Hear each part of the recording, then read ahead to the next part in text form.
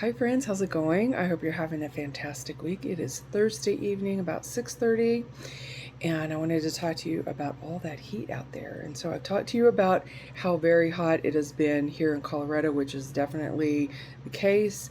And one thing I don't think I've mentioned is that it definitely cools off at night. So if we have, 80, 90, 100, 100 is really excessive, but it's happening more and more because of climate change. But when you have those temperatures here in Colorado during the day, at night it cools down significantly. Being a semi-arid, it is really quite comfortable at night, and sometimes even cool when it's boiling during the day. It can be nice at night, and so we don't have that problem of the heat staying really high and not being able to cool off during the day. Like it's a very big problem in the Gulf region of the United States and some other places around the world that have really oppressive humidity, where they're not really allowed to like have that physical capability to recover from the heat during the day. It makes it very dangerous. And so our classic deserts not here in Colorado, but the ones like the Mojave Desert in the southwest of the United States, the Australian Desert, the Gobi Desert in China, the Arabian Desert, the Sahara and Kalahari in Africa. Did I say Australian? They are huge deserts, and when they're away from the coast, it's really boiling hot during the day with little or no cover that's natural. And so at night, with the lack of forest, the lack of rivers, the lack of, just, it really, the lack of water in the air allows it to really cool off at night. And sometimes in the classic deserts, the Mojave, Australia, etc., they can get close to freezing, that are far away from the coast. And the reason why I point that out, far away from the coast, is that water holds temperature. Okay, and so going to the Persian Gulf, which a lot of people are familiar with, we've heard about it a lot recently in the news, as you know, and that region is very much a desert, like desert that is inland, but also goes right up to the sea. There's not like a line around the edges of these coastlines in the Persian Gulf that are lined with forest. They're not. The desert goes right up to the water, and people have been so incredibly innovative there to create cities and to make it livable for people.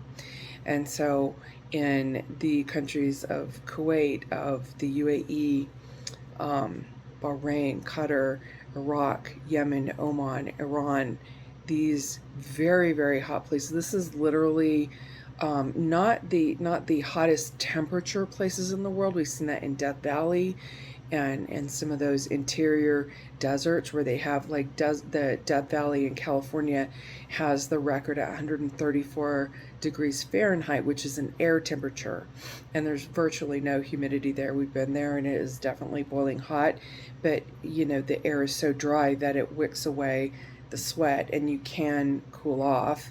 And we've experienced 117 degrees, and that's pretty miserable, and we're just like, no, we're leaving. And so along the edges where there's lots of cities in the Persian Gulf, those areas experience not only the desert very hot temperatures of plus 110 degrees, which this last week at least, I mean, I just looked at the light this week actually. Kuwait had a daytime high of 117 degrees. Kuwait City, I'm not sure how to pronounce this, whether it's Manama or Manama, Bahrain, was 109. Doha, Qatar was also 109 to 117 this week. The UAE had 108 degree temperatures, and so in the evenings these places are only cooling down to the low 90s, and that is because of the Persian Gulf and the water that is there. It's holding that heat, is disallowing these coastal regions to cool off. And so when you have all of this heat during the day, and then in the evening they're not allowed, the people are, their physicality is not able to cool down at night, and so they need water, they need to go inside. The dress that they have is very ancient and is very temperature moderating, and that's why you see the, you know, the head covers. And I know it's also religious, but the way that they dress is very, very cooling. Consider that. That's really interesting. You know, nobody wears tank tops for, you know, so many reasons, and that's the extreme heat and humidity is one of the reasons why. And so when you have these really oppressive, horrible temperatures, and then you have war, and so it's just, you know, there's so many people there that didn't ask for this war, and they're subject to it because of other people that have nothing to do with them. And so they're dealing with these horrible temperatures. And now Iran, because of the United States starting this war, their weapons can't reach the United States. They would probably try if they could, but they can't. And so what they can do is bomb allies and bomb the airports and bomb the bases, which they have done. And because there is a very large population of foreign nationals and United States citizens that live in, you know, Bahrain and Qatar, for example, and I'm pretty sure Dubai as well, they're bombing them, and they're bombing the desalination plants, and they're bombing their power grids. So with no power and no ability to desalinate water, these people, there's it's a terrible situation, and that's what's happening for them. And to consider that, and hopefully this war will end very soon, and these people will not suffer the worst fate.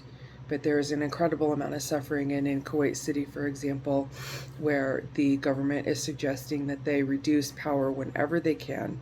It's because they've been bombed. Their desalination plants, which deprives them of water, and their power plants have been bombed to deprive them of air conditioning in the middle of July, when it is in the 110s in a very highly humid place. This is devastating. So please consider that, and send your best vibes from your heart to these people. They don't deserve it. And love and hugs, all of you.